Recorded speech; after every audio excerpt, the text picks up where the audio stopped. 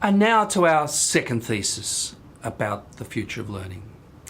This is another provocative proposition about what could be a fundamental change in our learning environments. And the proposition is that in the future there will be no distinction between instruction and assessment. Now again, seems like a pretty definitive statement about the future. We can't make definitive statements about the future, but the proposition is one where we really mean to say that this might be possible and perhaps it should be possible. This is what we did for assessment in the old school. Here we have an exam. In fact, this went viral on the internet. You may have seen it before.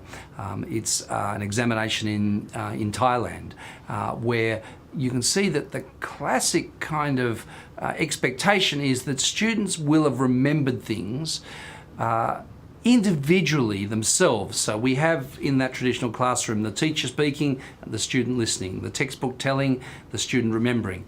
So we have a whole lot of exercises around remembering where when you come to an exam, you're in this very strange artificial environment with a strange set of artifacts where the artifacts of assessment are actually very different from and separate from the artifacts of learning. What are the fundamental epistemological presuppositions here? Learning is memory work, and particularly it's what's called long-term memory work. And what's the definition of long-term? The definition of long-term is until the day after the exam. You've got to get through the exam and, maybe some of it sticks afterwards, but from an assessment point of view, it's until the day of the exam. Now, one of the questions that we might ask about this is just how relevant is memory?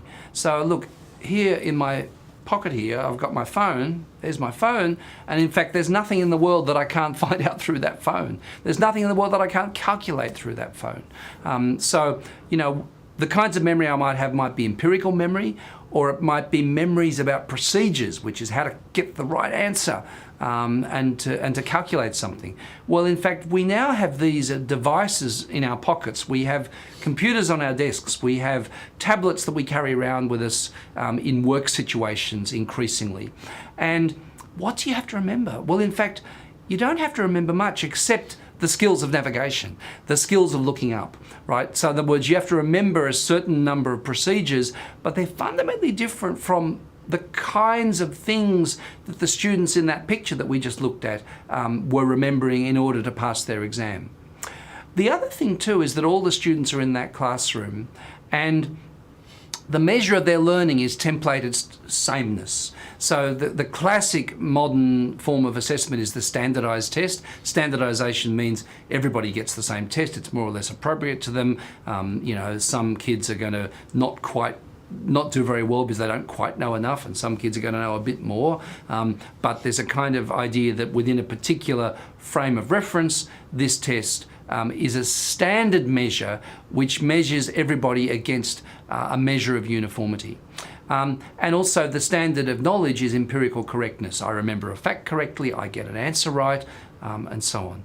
Now, you know well as I do that in fact, knowledge and learning isn't quite like that. And in fact, what we have with the test is a very, very, very strange artifact. So we go into the test, and in fact, let's just take the item-based test. So we go into the test, and there's an unusual game being played there, which is not played anywhere else in the world and not played in the rest of learning for that matter, which is, we've got an A, B, C, D answer. And in fact, you have to eliminate things which are obviously wrong. And you've got to know that the other items, particularly at least one item, is what's called a distractor item. It's an item which looks right, but deliberately designed to trick you. So it's playing a game of trickery essentially, which is how do you get the right answer and how do you find out the trick in the distractor item or distractor items. So it's a very, very strange thing to be doing in order for there to be one answer which might be, let's say, B, which is either a fact or it's empirically correct. Now, you know as well as I do that you can get the right answer by guesswork and not understand the underlying principles.